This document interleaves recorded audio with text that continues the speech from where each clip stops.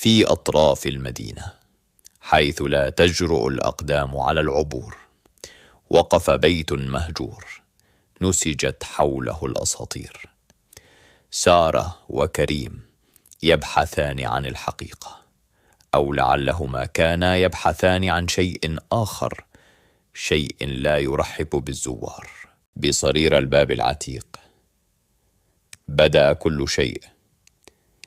الداخل لا يشبه الخارج، الهواء ثقيل والظلال تراقب.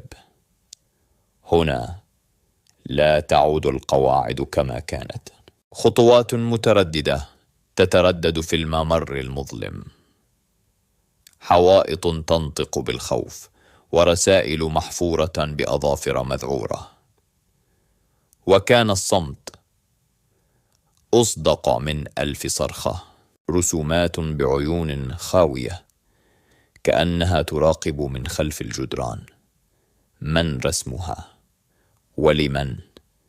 سارة تشعر بشيء يتحرك خلفها، لكن لا أحد هناك. باب لا يريد أن يفتح، ضوء أحمر يهمس بتحذير قديم. لم يكن يجب أن يقتربا، لكن الفضول كما تعلمون لا يعرف الخوف.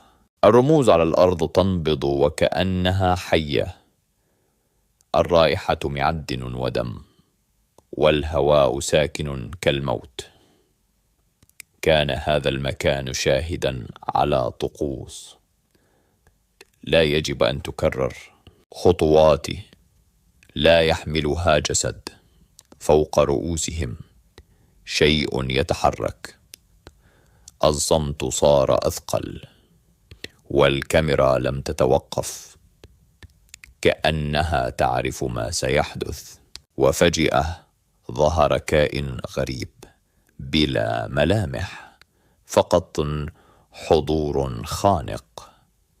سارة تصرخ وكريم يحاول النجاة قبل أن يفوت الأوان. البيت رفضهما، ولفظهما كما يلفظ الجسد شيئا ساما. خرجا يركضان، والباب أغلق خلفهما، وكأن شيئا بداخله لا يريد الهرب. انتظرونا قريبا في قناة عجائب.